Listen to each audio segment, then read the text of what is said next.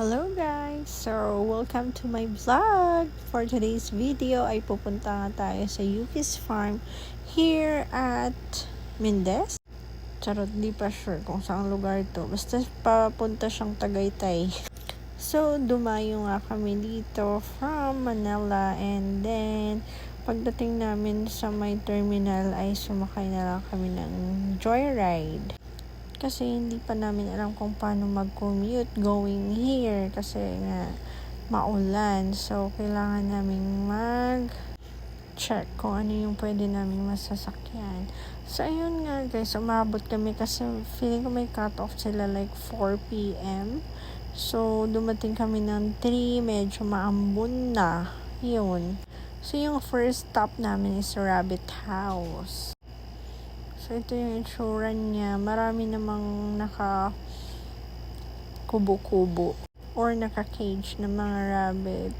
Tapos, meron silang playground. Yan. Medyo nagulat ako dun Tapos, yung siray, paikot-ikot lang siya. Kala niya playground niya. Ayan, hindi takot na hawakan.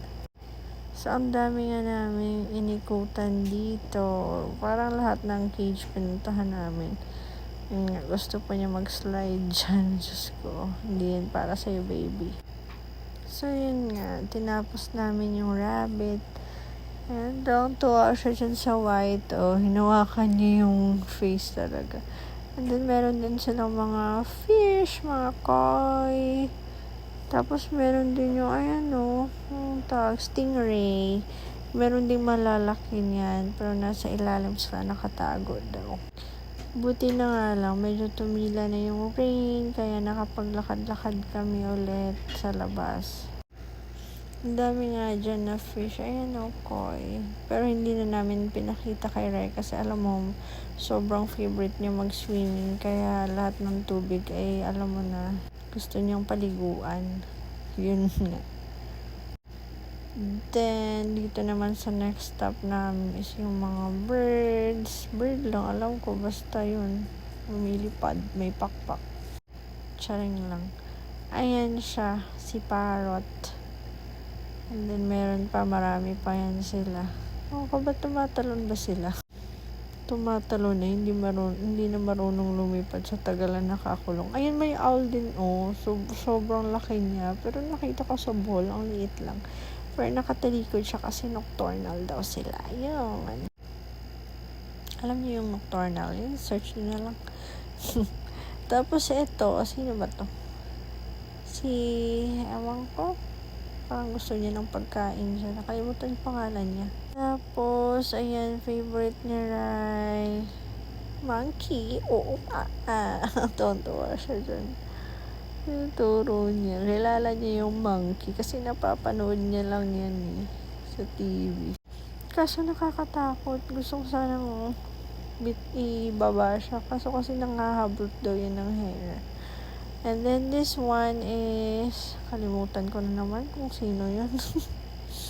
Anyways, may playground pala sila dyan sa labas nun. Hindi na kami pumasok kasi medyo maraming bata. Kaya tsaka maulan, nagmamadali na kami. Ayan yung mga birds na nakikita daw sa TV na nangunguha ng isda. And then may mga ganito sila, iguanas. Ang cute, parang display lang yung mukha. Pero makikita mo naman to sa ibang zoo. Ang cute nga, para silang mga statue lang dyan. Ito, grabe ang laki niya. Ayan, tulog. Sarap ng tulog. Maulan kasi, no? Tapos putol yung buntot niya, may nang away daw. Pero, hahaba din daw yan agad, sabi ng tour guide. Ngayon pala guys, hindi kayo maliligaw kasi may tour guide. Kasama na siya sa fee na babayaran niyo. Tapos yung entrance naman is 350. Tapos pag nag-engage ka sa animals is 900. So, ang binili namin is si Ryla ang engage, and then pwede mo naman samahan kasi bata, so isa lang wala lang for experience. Tapos dito meron silang room na ganon. Ito pala yung zebra, and then Maraming sheep, favorite na Rai, mga sheep, at then mga nakakulong, mga tinitrain pa daw nila, kaya nasa kulungan. May chickens, basta chicken yun. I forgot the name. Charot. Then, baboy ramo ba yun? Parang baboy ramo siya. Oo nga, pig. Basta pig, yun na yun. Sila gustong gusto dyan. Pig niya, lilitsunin yata niya yan eh. And then, ito, ano daw yun? Parang, male yata na, peacock. Kaya medyo siya. Yan, pabalik ulit kami dun. Kasi hindi kami pumasok kanina. Kasi nga, marami pang tao. So, pinakain namin siya. Sobrang strong niya. Pero feeling ko, hindi naman binibigay. Nilalagay lang naman sa ilalim. Kasi nga, for experience, diba? 2 kamay lang yung kailangan. Kasi ang lakas nila manghablot. Ayun. Sheep. Pumasok kami ni Rai doon sa loob. Yan ang ostrich. Sobrang laki. Then, ito mix daw siya. Halo siyang sheep and then goat. Kaya ganyan yung tsura niya. And then, dito sa likod, nagpipicture ulit kami doon sa zebra. And then, ayun, sila yung mga small horse. Yan, si Rai. Nakakatakot bitawan kasi baka mamaya tatakbo to sa habulin. Ito, ano nga ba to? Kalimutan ko siya. Then, meron silang museum. Ayan, parang mga antique. And then, napakarami. Buddha. Ayan. Akala namin yun lang yun. Pero, paglabas namin, meron pa pala dun sa labas.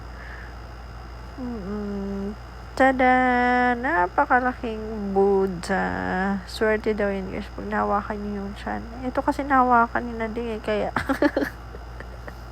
namukha nila siya. Swerte. Bisa swerte, minalas tuloy. Hanap na yan. So, ayan, nakasmile siya. Hindi mo maintindihan kung kangiti ba talaga yun or sad. Sa ilalim, meron silang mga nagsiswimming. And then, yung last namin is this one, the bird, the parrot. Nasugat pala yung balikat ko dyan. Grabe, dumugo kasi sa niya, nail. Sobrang sakit. Tapos, yung isang ibon, ninawakan ni Rai. Kaso, yung hawak niya, hindi hawak eh. Hindi na yata na video. Parang niya. Gigil na gigil siya dun sa ibon. Buti na lang hindi nabalian ng pakpak. Tuwang-tuwa pa siya after na yan. So, ayan. And after that, doon na kami sa tawag dito. Kalimutan ko yung malaking malaking turtle. Basta, search nyo lang. So, nahihilo ako sa kakaikot. Tapos, from biggest to smallest pala sila. Yung second of the biggest, ganun. Third of the... Ito, pang third to meron pang sobrang laki dyan.